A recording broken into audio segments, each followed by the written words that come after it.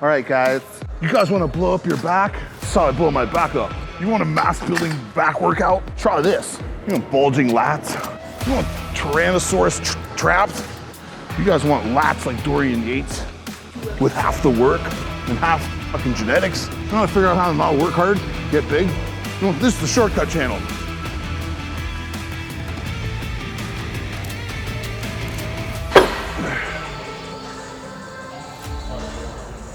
Here's a pro tip for everyone in the gym. When you do your set, don't stand this close to the fucking rack.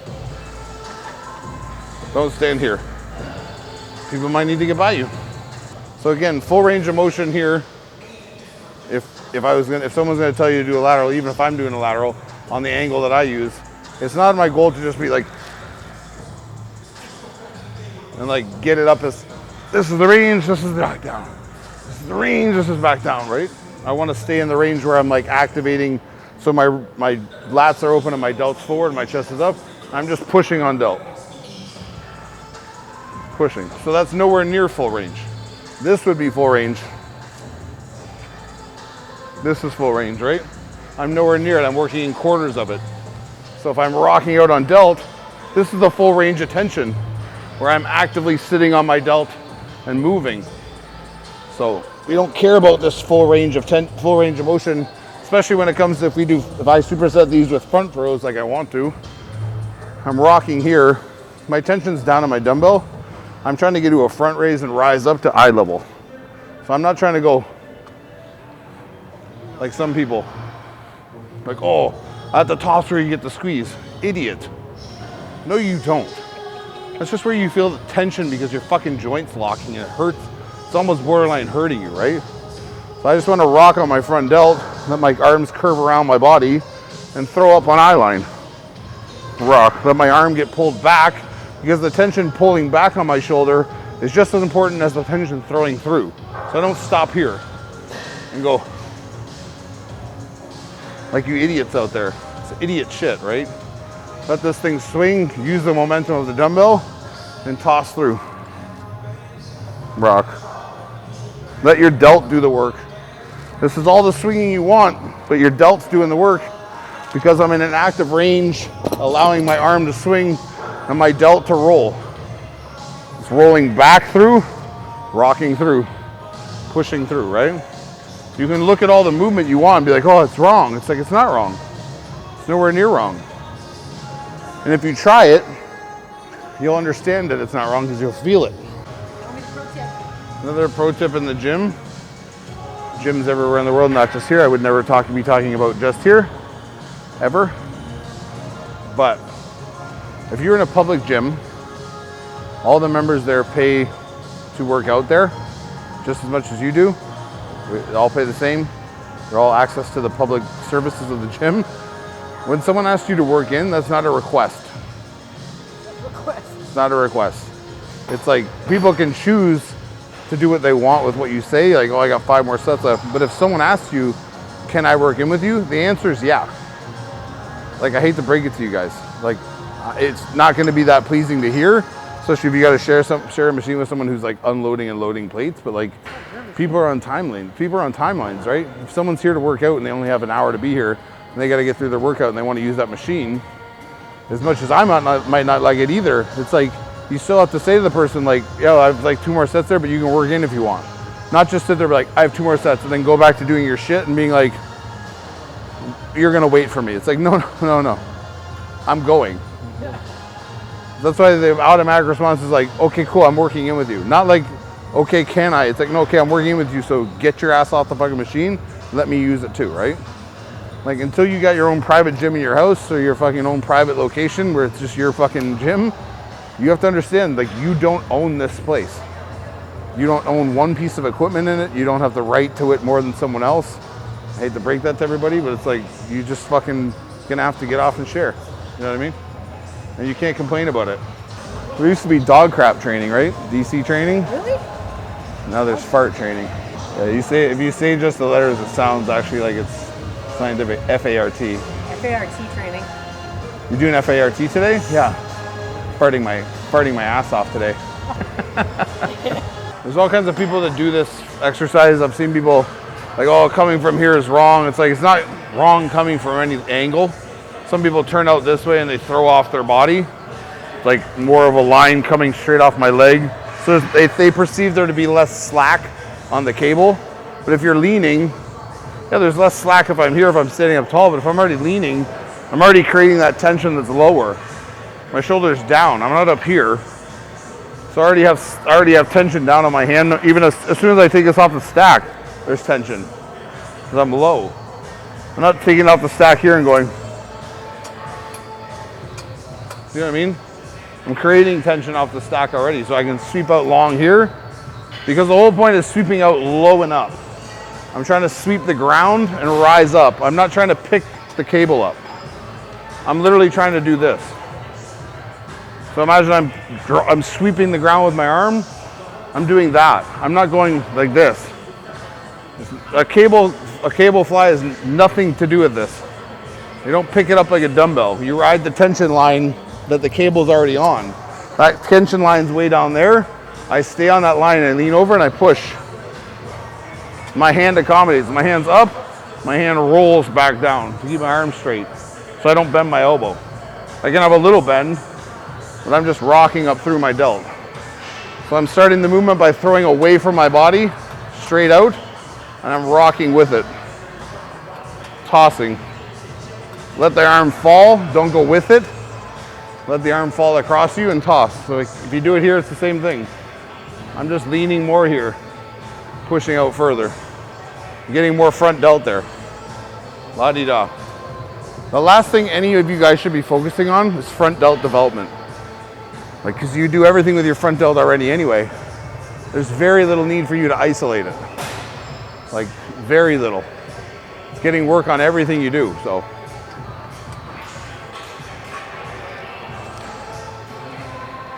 Also, this grip, I'm loose. When I pull, I'm tight. I'm not trying to be, I'm just loose. Rip, sweep the ground. When I'm squeezing the palm when I throw, relaxing. Because they don't want to get this like jacked up in the shoulder. This start happening. The more loose I can stay in my hand, the more I can throw the shoulder going down all the time. I'm throwing down on things all the time. I'm not trying to throw. Yeah. Popping and locking. See, there's, like we talked about before, there's acceleration and then deceleration. But I still dropped quick off here because I had to catch the tension back down here. I don't go up here and then go and try and fight it going down. I let it go up, I let it pull me right back down, then I control from about that midway point, right back into the line, off. I relax, I get the shoulder to pull, throw. I'm not going, or I'm not going too slow, right? I also help a lot of people too on this to come out of posture. Don't think that when you're here, you have to be here. It's like just allow the weight to be down your arm, let your arm roll in front of your lat a little bit, and just throw out. So I'm hunched. I'm caved over the weight when I'm here and I'm throwing. Because I want this line to stay as straight as possible. I don't want to be here and have to pull up to feel my line. I just want to sweep out with it. So if I roll up with it to like proper posture, cool. If it gets too heavy and I can't, then whatever, we're on the right tension line, so it doesn't really matter. An observation I have to make too, with regards to my apparel, Wicked merch. I don't know why, but it's always the skinniest dudes asking me to make tank tops. I don't know what that is. I haven't come across one dude who's like over like 220, let's say, that's been like, hey man, you really need to make tank tops. It's like these skinny dudes, same thing in the gym too, a lot of the time. It's like the skinniest dudes are wearing the tank tops. Like the fucking monsters have like a t-shirt on or a baggy sweat, like a baggy t-shirt. It's like, let it go, man. Another person wrote me, and he knows, I know him personally, so he'll know I'm talking about him, but I'm not making fun of you, boy. It's like, he's telling me, oh, at least make sleeveless shirts. I'm like, how about you just cut your shirt, dude? Like, do I have to go source sleeveless shirts for you and feel like a complete asshole because I had to go source sleeveless shirts from some distributor? Like, cut your fucking own shirt, man. That's the whole point of this. Like, I used to lift in sleeveless shirts too when I was big. I cut them out, I cut the sleeves off myself, man. It's kind of the appeal of it, right? And when you cut sleeveless shirts, guys, don't cut the whole armpit out. Don't make it into like a fucking poncho. Like, just cut the sleeves off. Like, oh yeah, I cut it up so much that it looks like a fucking rag hanging from my body.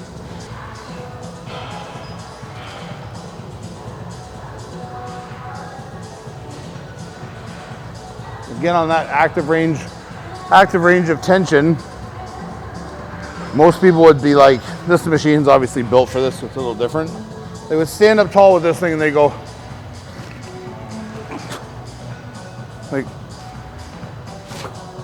like what looks like it's working better, what I just did, or that? Yeah. And then we're rocking in a range of motion, like, and keeping tension on our traps. The only reason my tension stays on my traps is because my chin stays here. My chin stays level and my head stays up. So when I pick this up, at no point do I go, the tension is here and the tension is here. So this is the line of tension. I'm fighting to keep this up and my back from rounding a lot, fighting to be here, and I'm fighting this tension. So then they drive together. They drive towards meeting each other, and then the one tension pulls away from the other one. So I'm creating tension, releasing it, tension, tension, tension. You have to find your tension points to know where tension is, right? And it's gonna be weird ass shit you never thought of.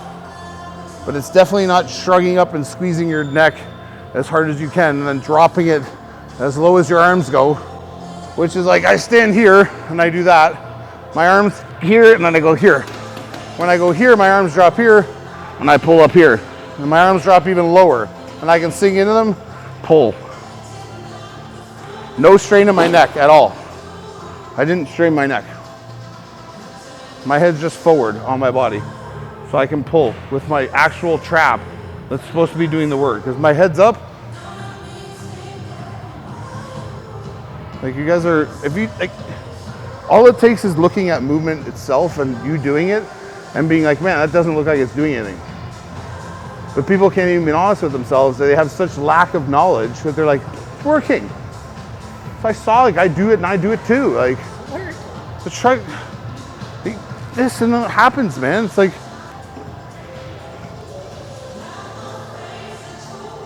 I can look over here. I can look over here. If I get tired, I don't want to lift anymore. I don't strain it. All right, cool. Walk out of the fucking machine. Not like, oh, my fucking neck. I think I pulled my neck.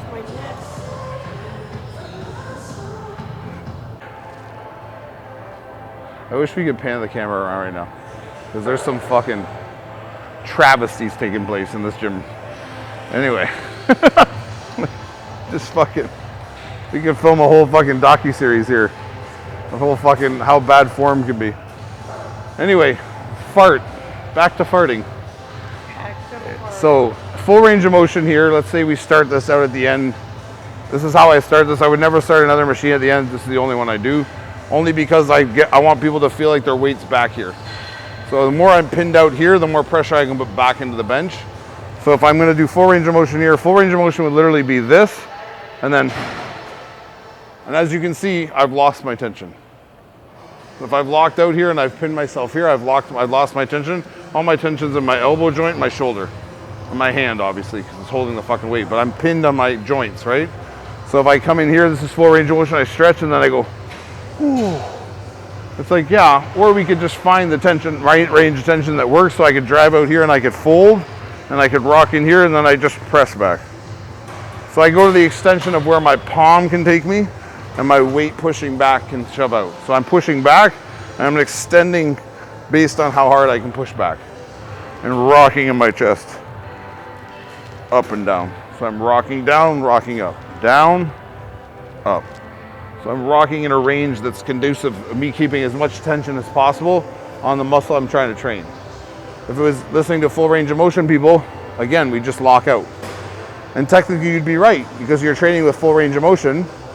Even if you're not doing this exaggerated lockout, that I'm showing, where it's, if someone's jamming this out here on their full rep and they're down there like obviously if you have some experience, you're not doing that. But even if that full range of motion is this and you're going here and you're, and then you're back down, I don't feel the tension again until I get here again. I want to feel the tension from the beginning of the negative to the end of the contraction. I want to feel tension the whole time. Everything should be viewed, like we said before, as an elastic. Once I start the movement, I start with the band open, and then I either lengthen it or shorten it back to the original starting position, or maybe even a little bit more than the shortened position, right back out. But I never stop it and start it. I never lengthen it, they go limp, you know what I mean? I don't do that. So you gotta keep things under tension at all times. So you can do it on back as well. So full range of motion, obviously.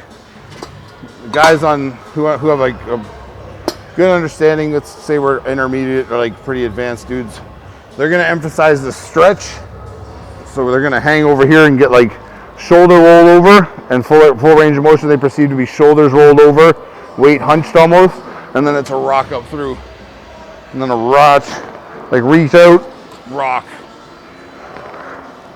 And there's nothing, like you will get better development doing that kind of stuff than you would from the guy who's doing the alligator arms. Like, don't get me wrong, it's better than what you could be. But if we're gonna be a next level up and really work on tension, understanding how to keep tension on the muscle, like really develop, then it's an understanding of, you just saw the full lengthening. But our full lengthening doesn't become letting out from over top of shoulders. So I don't tip those shoulders out and think that because now my shoulders made my hand go longer. But my hand hasn't gone longer. I'm up here and then my shoulder went out. So as you can see, my arm never straightened. There was never any extension of my arm, right? My shoulder leaning forward and me tipping made it look my arm's reaching longer, but my arm has not reached any longer than it started. It's the same here as it is here. I just have more stretch now because this is pushing my chest, my back's rounding over top with my shoulder caving over. So the idea is to keep this chest pressure here constant all the time, and I want to let my hands pull me out to where I feel this tension building on the chest pad right before this happens. So right before this tip starts to happen. So I'm pushing pressure into the chest pad, hands, and then it's down on elbow and right through. And that's as far as I'm going to be able to pull. But I'm throwing my shoulder through, and I'm not letting my shoulder round over, so I'm pushing hands out, my shoulders stay down, I move through my mid chest and pull. So from the side, I'm moving through here and I'm rocking up. I'm not going, which is like you'll see when people do this, this never straightens or bends too much. It's just this rocking on a bent arm, whereas mine is pulling. So I'm collapsing this, squeezing my finger down in here, lifting up through, lifting chest to the ceiling. So the arm and the wrist and everything is moving. And we're keeping the range of motion look shorter because this setup here seems like it's like we're cheating. But now I'm letting the setup go to where the length I want, which is probably 3/4 of this. But I'm stopping where I feel that tension's about to get lost off my back, and I'm pressing through. And my pull is nowhere near as long as theirs because their pull would be over top and then they're. So we're just understanding, that's the whole thing of how I train people, is getting them to find their point of tension for that movement and then getting them to release from that. So we got you to this point where we set you and we understand that we're contracted a bit and we're kind of like in this limbo range. Now I want to let you go and I want to pull back through that. So it's almost like if I'm stuck here, I just want to punch my hand out a little bit longer, rock off, just so I can get enough momentum to get chest up. Because if I started you here and I told you to pull and I didn't tell you to get a little slack, like a little let out, it would be like, there wouldn't be enough, I wouldn't have enough emphasis or enough force to get up and roll. So I have to get this to rock here so I can pull up through. It doesn't need to be my hand going, whoo. It's just that little transfer of bending over things, right? Fart taking over the world. Coming to a gym near you.